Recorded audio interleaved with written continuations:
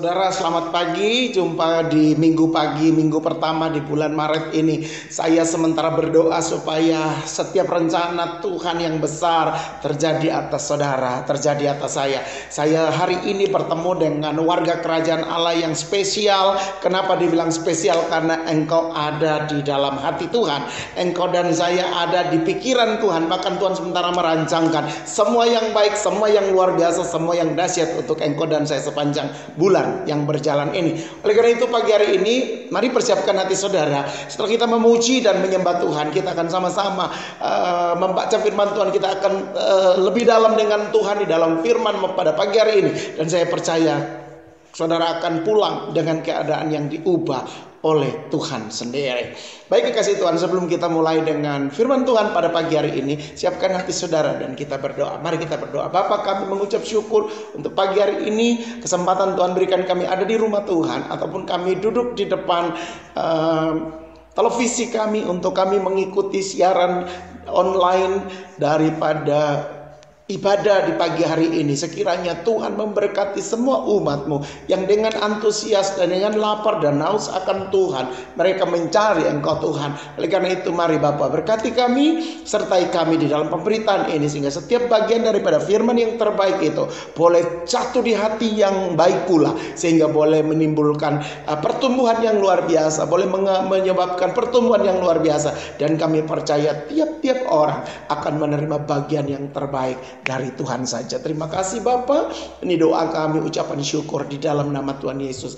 Kami berdoa. Haleluya. Amin. Baik kekasih Tuhan, warga kerajaan yang dicintai Tuhan, kita masuk di bulan yang ketiga atau bulan Maret dengan seri khotbah tentang bertumbuh atau grow. Minggu pertama ini saya akan membawa sebuah tema yang terbaik untuk saudara tentunya, yaitu terus bertumbuh dan terus bertambah. Sekali lagi, terus bertumbuh dan terus bertambah.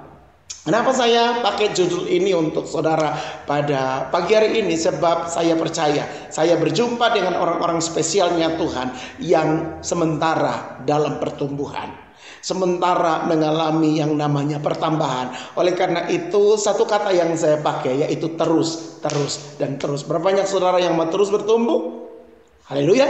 Banyak saudara yang mau terus bertambah, berlipat kali ganda dalam hidup ini, luar biasa. Pagi hari ini saya mulai dengan berkata begini. Orang-orang bijaksana berkata, menjadi tua itu pasti, tapi untuk menjadi dewasa itu adalah sebuah pilihan dan keputusan. Sekali lagi, menjadi tua itu pasti. Saudara mau duduk diam di rumah, tidak lakukan apa-apapun, tahun ini ke tahun depan kita bertambah 1 tahun lagi umur saudara, tambah tua tentunya.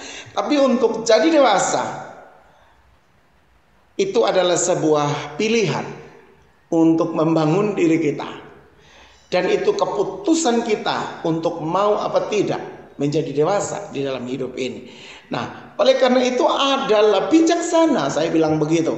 Ketika saudara dan saya, Anda memilih untuk bertumbuh, karena mata kita, mata saudara, mata saya, sementara melihat masa depan yang dahsyat di dalam semua pertambahan. Jika saudara ingat, satu hari Tuhan Yesus memberi perumpamaan tentang seorang penabur. Alkitab bilang pagi-pagi hari si penabur itu keluar untuk menabur benih. Dan Alkitab bilang ada 4 jenis tanah. Ada tanah yang disebut tanah pinggir jalan, benih itu jatuh di pinggir jalan. Ada benih yang jatuh di tanah yang berbatu-batu. Ada benih yang jatuh di tanah yang bersemak duri. Dan yang keempat, ada benih yang jatuh di tanah yang subur.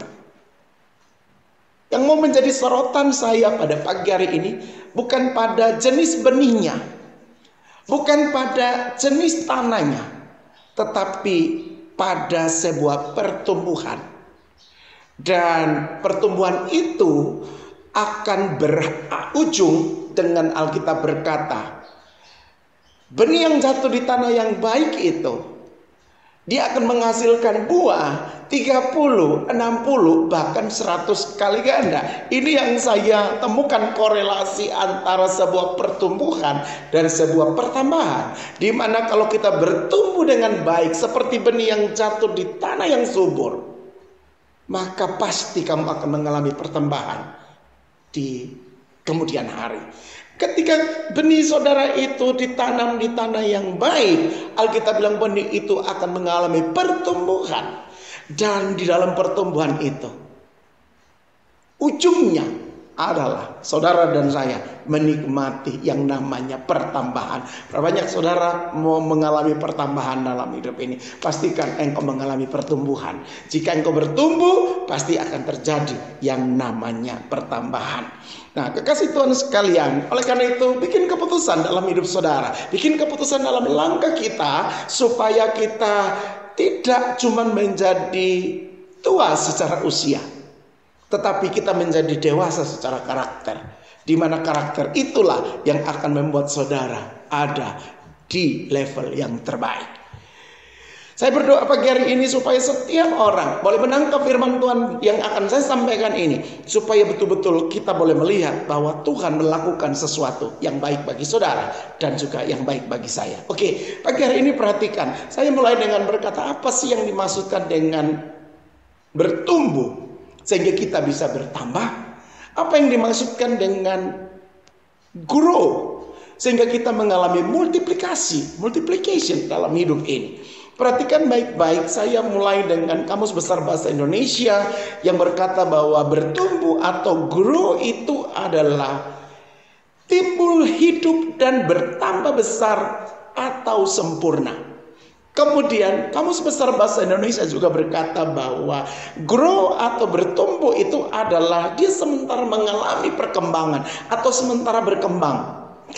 Kemudian yang ketiga, pertumbuhan atau grow itu adalah timbul, terbit, dan terjadi.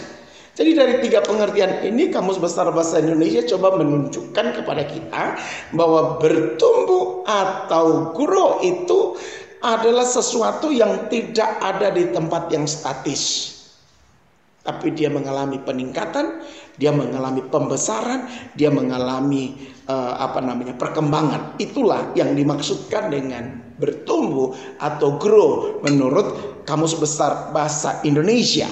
Kemudian yang kedua, Merriam-Webster juga berkata bahwa grow itu adalah to spring up and develop to maturity. Artinya bahwa untuk supaya bertumbuh dan berkembang sampai menjadi dewasa.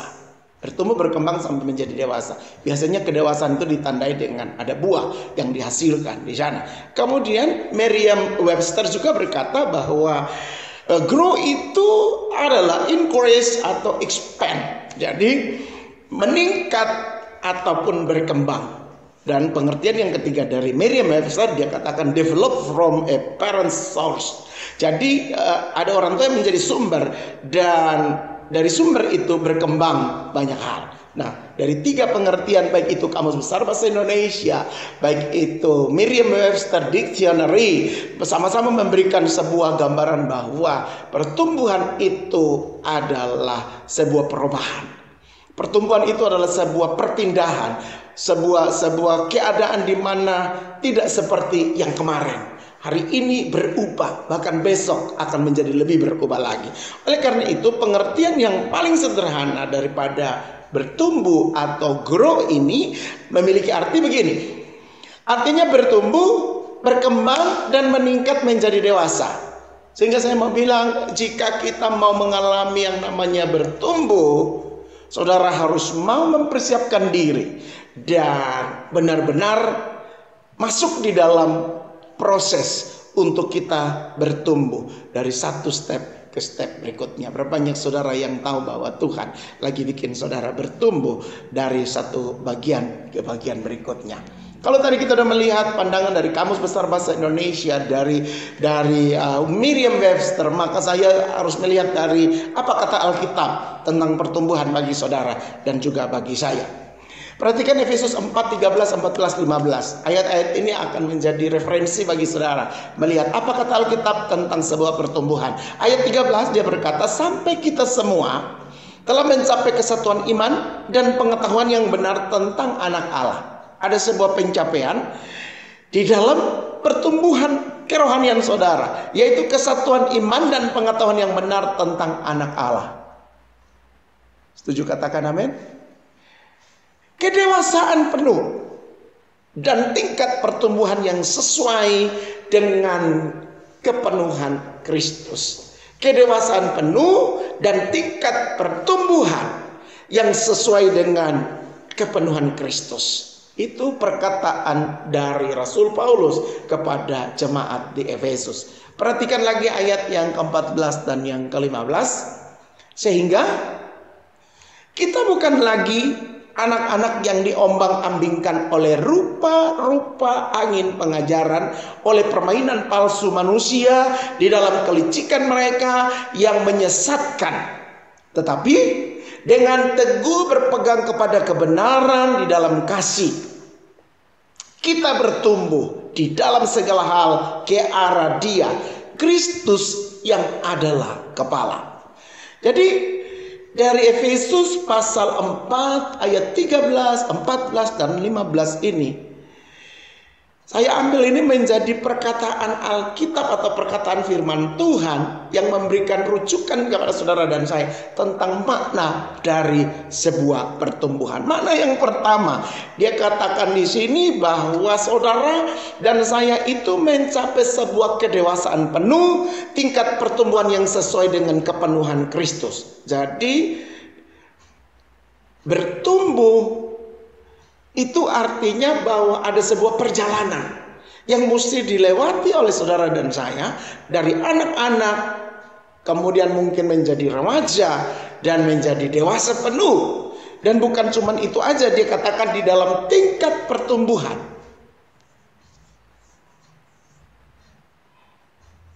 yang sesuai dengan kepenuhan Kristus. Kenapa kepenuhan Kristus mesti menjadi standar yang harus kita capai? Bertumbuh sesuai, artinya pertumbuhan itu harus disesuaikan dengan kepenuhan Kristus di dalam saudara dan juga di dalam saya. Oleh karena itu saya mau supaya saudara dan saya menjadi mengerti apa yang dimaksudkan oleh Efesus pasal 4 ayat 13 tadi. Kemudian di ayat yang ke-14 dia bilang begini, kita bukan lagi anak-anak yang diombang-ambingkan oleh rupa-rupa angin pengajaran, oleh permainan palsu manusia dalam kelicikan mereka yang menyesatkan, tetapi dengan teguh berpegang pada kebenaran di dalam kasih kita bertumbuh di dalam segala hal ke arah Kristus yang adalah kepala. Jadi kita dapat satu pengertian lagi di sini bahwa ketika kita mulai mengalami pertumbuhan, itu ada banyak gangguan di tengah perjalanan kita. Gangguan itu yang digambarkan oleh Rasul Paulus sebagai rupa-rupa angin pengajaran yang mengombang-ambingkan kita, sehingga kemungkinan kita bisa jatuh, kita bisa tenggelam, kita bisa terbawa arus. Oleh karena itu dia bilang, kamu tidak boleh lagi menjadi anak-anak yang mudah diombang-ambingkan, tapi kita mesti jadi orang yang berprinsip, yang kuat, yang tidak mudah berpindah pengharapan ataupun menukar kepercayaan kita dengan apapun juga, sebab kita sementara dibawa oleh Tuhan, sekalipun kita dihadapkan dengan berbagai-bagai tantangan yang disebut itu angin pengajaran, rupa-rupa angin pengajaran atau kelicikan mereka yang menyesatkan umat Tuhan. Oleh karena itu Paulus sementara mengajarkan kepada kita untuk kamu menjadi kuat, kamu menjadi punya prinsip, kamu punya pegangan, sehingga kita terus bertumbuh ke arah Kristus yang adalah kepala. Yang setuju dengan perkataan firman Tuhan ini, beri tepuk tangan bagi Allah kita. Satu ayat lagi yang mesti kita pegang pagi hari ini, yaitu 1 Korintus 14 ayat 20. Apa kata firman Tuhan di dalam 1 Korintus 14 ayat 20? Saudara-saudara, janganlah sama seperti anak-anak dalam pemikiranmu. Jadilah anak-anak dalam kejahatan, tetapi orang dewasa di dalam pemikiran.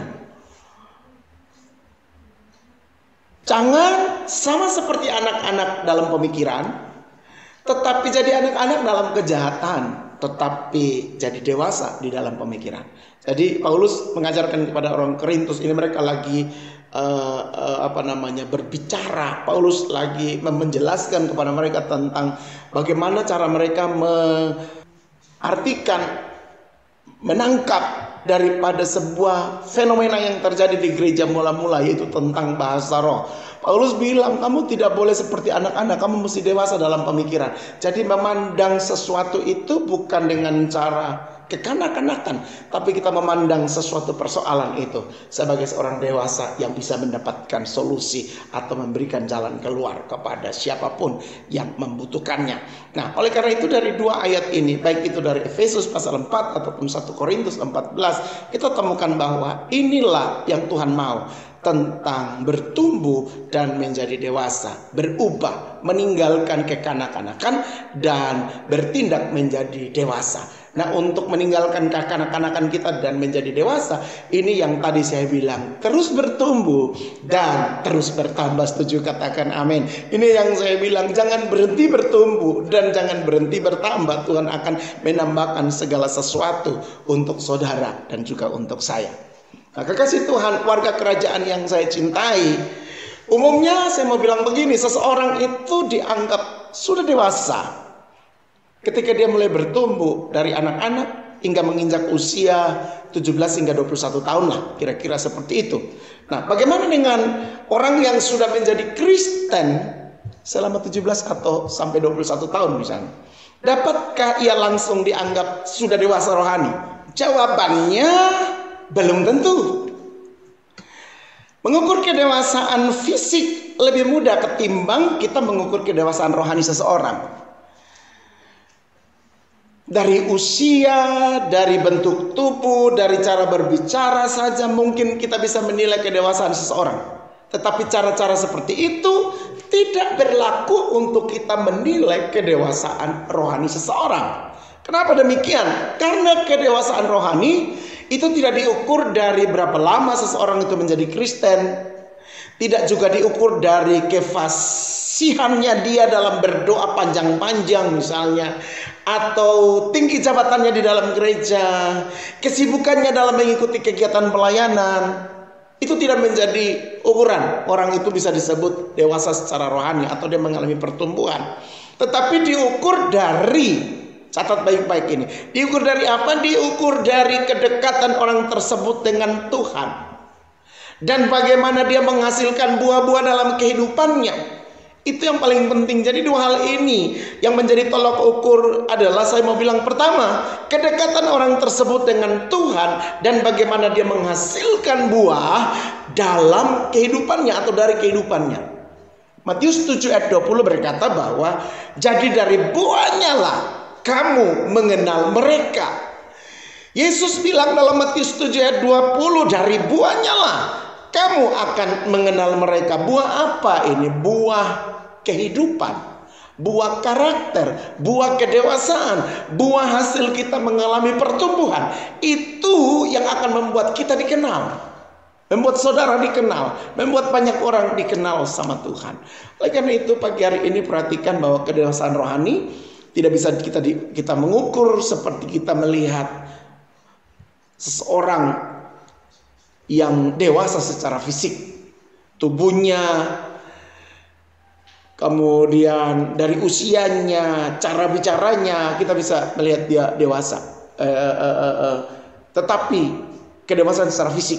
Tapi secara rohani, dua hal tadi yang mesti saudara perhatikan, yaitu mendapatkan dia berada di dalam kehidupan yang menghasilkan buah. Sebab Matius tadi bilang pasal 7 ayat 20, jadi dari buahnya lah kamu mengenal mereka. Semua orang Kristen, saya mau bilang begini, dari anggota sampai pemimpin gereja pasti mencita-citakan gereja yang dewasa. Setuju? Katakan amin. Pribadi yang dewasa, anak-anak Tuhan yang dewasa. Seperti apakah anak-anak Tuhan yang dewasa itu atau gereja yang dewasa itu? Ada yang mendefinisikan secara kuantitatif, secara jumlah. Misalnya, perkembangan jumlah anggota, penambahan aset, peningkatan ragam pelayanan, jenis-jenis pelayanan dan lain sebagainya. Kemudian saya mau kasih tahu saudara bahwa ada juga yang mendefinisikan secara kualitatif. Misalnya jemaat yang misioner, jemaat yang suka berdoa, jemaat yang selalu mencari Tuhan, jemaat yang hidup di dalam perkenanan Tuhan. Itu secara kualitatif, secara kualitas. Kalau secara kuantitatif tadi mungkin kita mengukur dengan besarnya bangunan gereja, jumlah jemaat yang ada, dan lain sebagainya. Orang bisa memberikan penilaian-penilaian seperti itu. Tetapi saya mau bilang kepada saudara bahwa Paulus mengungkapkan dalam Efesus tadi 4 ayat 13 hingga ayat yang ke-16 beberapa aspek daripada pertumbuhan rohani yang menjadikan kunci kedewasaan rohani. Dan dari kedewasaan rohani itu kita mengalami yang namanya pertambahan. Sekali lagi, Rasul Paulus di dalam Efesus pasal 4 ayat 13 sampai 16 itu memberi beberapa aspek pertumbuhan rohani yang menjadi kunci kedewasaan secara rohani seseorang, dan dari kunci kedewasaan itu akan membuat orang itu mengalami yang namanya pertambahan. Beberapa hal yang mau saya sampaikan dari apa yang disampaikan oleh Paulus adalah yang pertama, mengenal Allah dengan lebih dalam. Itu mesti menjadi kunci pertama. Saudara dan saya mengalami pertumbuhan, mengenal Allah lebih mendalam. Kasih Tuhan sekalian, hubungan dari masing-masing jemaat dengan Tuhan itu akan bertumbuh terus, makin intim dengan Tuhan. Itu harus terjadi dalam saudara dan saya. Setiap orang, setiap jemaat harus mengalami pertumbuhan secara keintiman dengan Tuhan. Contoh, kehidupan doa yang mesti mengalami peningkatan. Ini menjadi cek untuk saudara dan saya. Kira-kira kehidupan doa kita ini mengalami pertumbuhan atau tidak. Pemahaman tentang firman Tuhan atau pemahaman Alkitab sudah sejauh mana, sedalam mana saudara dan saya mengalami itu. Kemudian misalnya pewartaan firman yang semakin kuat. Pewartaan firman itu menjadi bagian yang terimplikasi dalam hidup kita, sehingga di mana kita berada, perkataan kita, tabiat kita, perbuatan kita selalu menggambarkan firman yang ada di dalam hidup saudara dan saya. Selalu dan senantiasa mengandalkan Tuhan dan berserah penuh kepadanya, sehingga di segala keadaan masih tetap kita bisa mengucap syukur kepada Tuhan. Ada banyak orang berkata bahwa dia mau mengenal Allah lebih dalam, tapi ketika dicek kehidupan doanya, dicek kehidupan pemahaman firman-Nya, dicek bagaimana cara dia mewartakan hidupnya sebagai surat kiriman Kristus yang tertulis, banyak kita dapati bahwa tidak bisa diandalkan. Padahal mereka berkata mereka mau mengenal Allah dengan lebih dalam lagi. Hal yang kedua yang menjadi kunci untuk kita belajar bersama-sama adalah, saya mau bilang, mampu membedakan kebenaran dan kesalahan di dalam ajaran. Mampu membedakan kebenaran dan kesalahan di dalam ajaran. Sehingga Alkitab bilang tidak lagi kita hidup menurut keinginan daging, namun hidup dalam pimpinan Roh Kudus. Karena sudah mampu menimbang dan membedakan mana yang berkenan kepada Tuhan dan mana yang tidak. Kalau saudara perhatikan di dalam Ibrani pasal 5 ayat 14 berkata begini, makanan keras adalah untuk orang-orang dewasa yang karena mempunyai panca indera yang terlatih untuk membedakan yang baik daripada yang jahat. Jadi Ibrani 5 ayat 14 ini menunjukkan kedewasaan dalam sebuah pertumbuhan itu ditandai dengan makanan yang dia makan. Makanan keras adalah untuk orang dewasa yang karena punya panca indera yang terlatih untuk membedakan yang baik daripada yang jahat. Sehingga jemaat dewasa akan semakin kudus dan menjauhi kompromi dengan kejahatan. Ini hal yang kedua yang menjadi bagian yang kunci utama untuk saudara dan saya mengalami yang namanya pertumbuhan secara rohani. Itu kamu bisa membedakan kebenaran dan kesalahan di dalam ajaran. Yang ketiga adalah kehidupan yang bertumbuh, mengalami pertumbuhan, itu ditandai dengan menghasilkan buah. Poin-poin ini saya ambil dari Efesus pasal 4 tadi, ayat 13 sampai yang 16. Dia katakan bahwa menghasilkan buah, hidup menjadi berkat bagi orang lain, dan memiliki komitmen dalam pelayanan. Dan semua itu kita lakukan bukan karena sebuah kebiasaan belaka, tetapi didasari oleh kasih kepada Kristus Yesus Tuhan kita.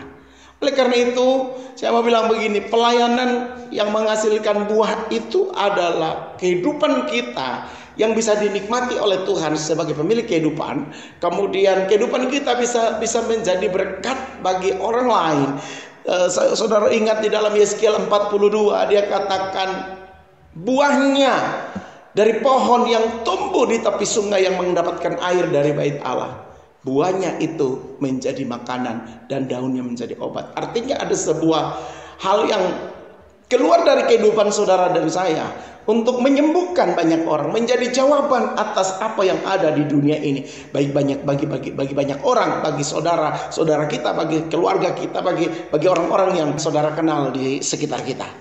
Oleh karena itu, pastikan kunci dalam kita mengalami pertumbuhan adalah saudara mencapai kehidupan yang menghasilkan buah. Yang setuju katakan amin. Kemudian yang keempat dari poin ini, Alkitab berkata bahwa pribadi yang dewasa itu adalah pribadi yang aktif untuk mewartakan Injil Kerajaan Allah kepada dunia sekitar. Artinya bahwa kamu dan saya terisi secara penuh dalam hidup ini, sehingga kita boleh membawa hidup ini menjadi surat kiriman Kristus yang terbaca oleh semua orang. Sehingga apa yang kita lakukan, apa yang kita bicarakan, apa yang kita katakan, itu mendatangkan berkat untuk diri kita sendiri, terlebih lagi berkat bagi banyak orang. Oleh karena itu, pastikan engkau mewartakan Kristus bagi banyak orang. Kekasih Tuhan sekalian, poin yang berikut adalah apa sih yang menjadi tujuan daripada Tuhan membuat saudara dan saya mesti mengalami yang namanya pertumbuhan. Tentu Tuhan menaruh sebuah perkembangan dalam kita bukan tanpa tujuan. Seperti pohon ini misalnya, tanaman hias ini menghasilkan bunga bukan tanpa tujuan. Tuhan punya tujuan untuk salah satunya kita bisa pakai untuk menjadi aksesoris di ruangan ini. Misalnya seperti itu. Nah, Tuhan punya tujuan untuk membuat saudara dan saya bertumbuh ataupun mengalami yang namanya grow. Beberapa tujuan yang pertama adalah Tuhan mempersiapkan kita untuk melakukan pekerjaan yang baik. Saudara perhatikan Efesus pasal 2, mundur ke Efesus pasal 2 ayat yang ke-10. Itu dikatakan bahwa Allah mempersiapkan kita untuk melakukan pekerjaan-pekerjaan yang baik bagi kerajaannya. Sehingga kalau saudara dan saya dituntut Tuhan untuk menjadi dewasa. Sebab Tuhan mau di depan sana, dia lagi menyediakan bagi saudara pekerjaan yang baik. Dia lagi menyediakan bagi saudara sebuah tujuan yang baik. Dan kita mesti mencapai di sana. Jadi tujuan Tuhan adalah kamu tidak di sini, tapi kamu punya tujuan yang baik di depan sana. Berapa banyak saudara yang punya tujuan yang baik dalam hidup ini, Tuhan pasti menolong saudara. Kemudian yang kedua adalah supaya saudara mencapai kedewasaan penuh. Kedewasaan penuh tadi dia bilang tidak seperti anak-anak yang diombang-ambingkan, tapi kamu bisa membedakan yang baik dan yang buruk. Kamu tidak lagi dipengaruhi oleh pengajaran-pengajaran yang membuat kita menjadi bingung sendiri, tapi engkau mencapai kedewasaan penuh. Kedewasaan penuh itu ditandai dengan hidup yang punya komitmen, berprinsip, tidak mudah digoyahkan oleh siapapun juga. Kemudian yang ketiga, tujuan daripada Tuhan membuat saudara dan saya bertumbuh adalah kita jadi orang yang teguh. Kalau tadi mencapai kedewasaan penuh, yang ketiga adalah kamu menjadi teguh, kokoh, punya dasar prinsip di mana kakimu berpijak. Jadi kita punya sebuah dasar pijakan yang benar, yaitu firman Tuhan itu sendiri. Kita punya pijakan kepercayaan yang benar, yaitu Yesus Kristus Tuhan yang tidak bisa digantikan oleh siapapun juga. Jadi tujuan yang ketiga itu adalah supaya membuat kamu berdiri teguh, kokoh, kemudian berprinsip, tidak mudah dipatahkan, digoyahkan, dan kamu punya dasar yang teguh, yaitu firman Tuhan. Kemudian yang keempat, tujuannya adalah berbuah bagi kerajaan Allah. Biar kita boleh berbuah bagi kerajaan Allah, kita berbuah bagi Tuhan, kita berbuah bagi pekerjaan Tuhan.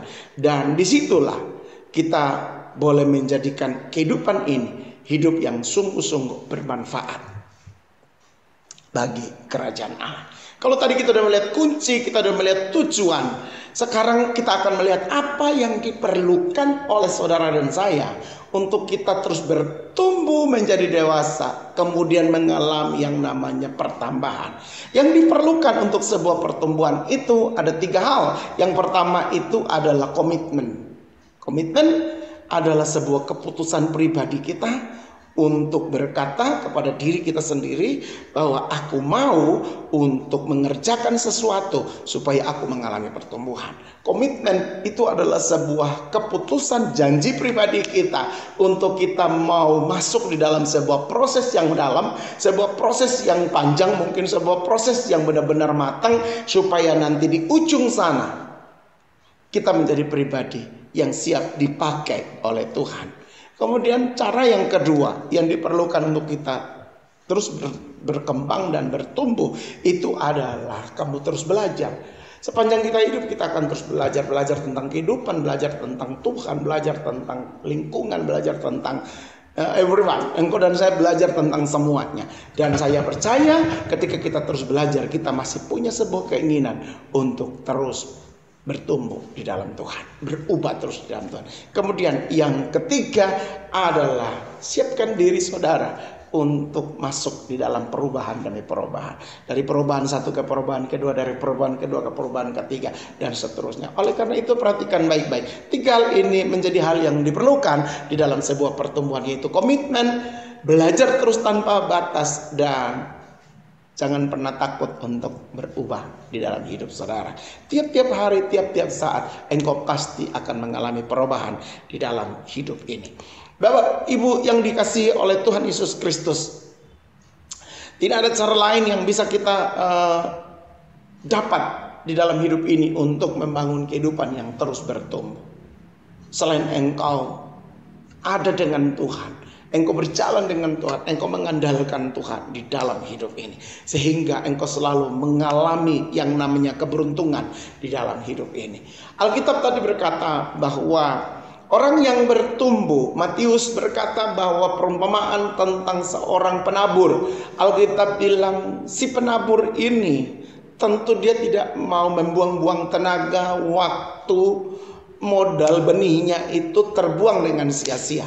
Tapi dia pingin untuk di akhir daripada pekerjaan sebagai seorang penabur itu dia mesti mengalami tuaian yang bermultiplikasi atau bertambah-tambah.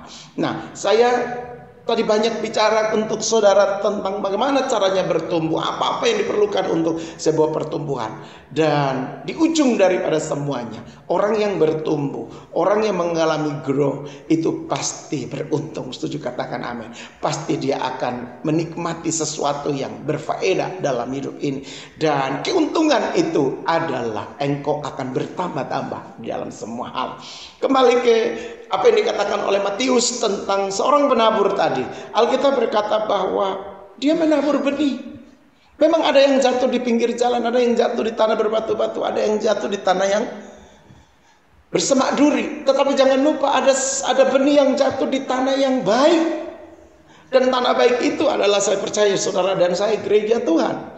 Tanah yang baik itu adalah hati saudara dan hati saya, di mana kita bertumbuh, kita terus maju, kita terus menikmati Tuhan, kita terus menikmati kebaikan Tuhan. Dan di dalam proses pertumbuhan itu Alkitab bilang terjadi perbanyakan, terjadi pelipat gandaan, multiplikasi itu terjadi. Dari cuma satu benih dia menjadi begitu banyak. daripada hal yang bisa dihasilkan dalam hidup ini. Kekasih Tuhan, warga kerajaan yang saya cintai, saya mau katakan kepada kita pada akhir daripada khotbah saya di pagi hari ini adalah orang yang bertumbuh pasti bertambah. Orang yang memiliki benih yang ditabur dan benih itu mengalami pertumbuhan. Tidak mungkin dia cuma berkata ya terserah mau bertumbuh silakan, tidak, terserah. Tetapi seorang yang bijaksana ketika benih itu bertumbuh, dia sementara menghasilkan di ujung sana ada pertambahan dari punya satu benih tadi. Oleh karena itu pastikan pagi hari ini ketika kita bicara tentang grow, kita bicara tentang bertumbuh, kita sementara bicara tentang hasil akhir di mana ada pertambahan yang akan saudara alami. Sehingga saya berkata begini, di mana ada pertumbuhan, di situ pasti ada pertambahan. Jadi pagi hari ini menjadi ikon kita pada pagi hari ini bahwa pertumbuhan menghasilkan pertambahan. Sekiranya Tuhan memberkati saudara dengan firman Tuhan pada pagi hari ini. Siapkan hati kita untuk sama-sama kita masuk di dalam perjamuan kudus. Persiapkan roti dan anggur saudara seperti yang saya punya pada pagi hari ini. Jika kita tidak memiliki roti dan anggur yang disediakan dari gereja, misalnya saudara boleh memakai roti atau biskuit. Kemudian kalau ada sirup boleh pakai sirup ataupun teh. Dan kita akan sama-sama masuk di dalam perjamuan kudus pagi hari ini. Sebelum kita makan dan minum dari tubuh dan darah Yesus Kristus Tuhan yang menjadi lambang bagi kita dengan roti dan anggur yang ada di tangan kita masing-masing, dengarkan perkataan firman Tuhan. Maka kata Yesus kepada mereka, aku berkata kepadamu sesungguhnya, jikalau kamu tidak makan daging anak manusia dan tidak minum darahnya, kamu tidak mempunyai hidup di dalam dirimu. Barang siapa makan dagingku dan minum darahku, dia mempunyai hidup yang kekal dan aku akan membangkitkan dia pada akhir zaman. Sebab dagingku adalah benar-benar makanan dan darahku adalah benar-benar minuman. Barang siapa yang makan dagingku dan minum darahku, aku akan tinggal di dalam dia dan dia di dalam aku. Sama seperti Bapa yang hidup mengutus aku dan aku hidup oleh Bapa. Demikian juga barang siapa yang memakan aku akan hidup oleh aku. Kasih Tuhan sekalian, Paulus menasihatkan orang-orang di Korintus bahwa setiap kali mereka makan roti ataupun minum cawan ini, mereka sementara memberitakan kematian Tuhan sampai dia datang kembali. Jadi barang siapa dengan cara yang tidak layak makan roti ataupun minum cawan Tuhan, dia berdosa terhadap tubuh dan darah Tuhan. Karena itu hendaklah tiap-tiap orang menguji dirinya sendiri dan baru itu dia boleh makan roti dan minum cawan ini. Karena barang siapa makan ataupun minum tanpa mengakui tubuh Tuhan, dia mendatangkan hukuman atas dirinya. Sebab itu Paulus memberi kesaksian bahwa di Korintus ada banyak orang yang lemah, sakit, bahkan tidak sedikit yang meninggal karena tidak menaruh respek pada tubuh dan darah Yesus Kristus Tuhan. Tetapi bagi saudara dan saya, ketika kita menguji diri kita masing-masing, saya percaya hukuman tidak akan menimpa kita. Yang percaya katakan amin. Mari persiapkan roti saudara, kemudian angkat lebih tinggi di atas kepalamu. Haleluya. Tuhan, Engkau baik bagi kami. Engkau rela mati bagi kami. Engkau menyerahkan nyawamu bagi kami. Bahkan Engkau tidak pernah menganggap takhtamu di surga sebagai hal yang mesti dipertahankan. Engkau turun ke dunia menjadi sama dengan manusia. Merasakan sakit pedihnya manusia, merasakan keluh kesahnya kami manusia, supaya Engkau bisa menebus kami dengan cara yang terbaik. Oleh karena itu kekasih Tuhan, mari angkat rotimu. Sebelum makan, dengarkan sabda Tuhan sekali lagi. Sebab apa yang telah kuteruskan kepadamu telah aku terima dari Tuhan, yaitu bahwa Tuhan Yesus pada malam waktu dia diserahkan mengambil roti, dan sesudah itu dia mengucap syukur atasnya, dia memecah-mecahkannya dan berkata, inilah tubuhku yang diserahkan bagi kamu, perbuatlah ini menjadi peringatan akan aku. Bukankah roti yang kita angkat bersama-sama ini adalah persekutuanmu dengan tubuh Yesus Kristus Tuhan? Makan dengan iman dalam nama Yesus. Haleluya.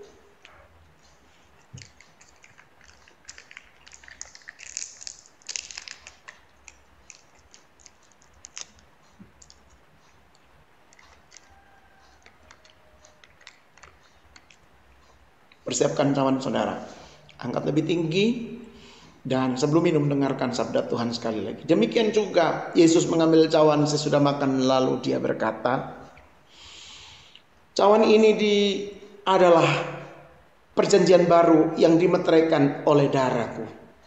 Perbuatlah ini setiap kali kamu meminumnya, menjadi peringatan akan aku. Bukankah cawan ucapan syukur yang kita angkat ini adalah persekutuan dengan darah Yesus Kristus Tuhan? Mari minum dalam nama Yesus dan alami kuasa mujizat dalam hidup saudara. Haleluya. Minum dalam nama Yesus. Buka tangan saudara dan naikkan syukur sama Tuhan. Terima kasih, terima kasih, terima kasih Tuhan. Anugerah kebaikan kemurahan-Mu mengalir dalam kami.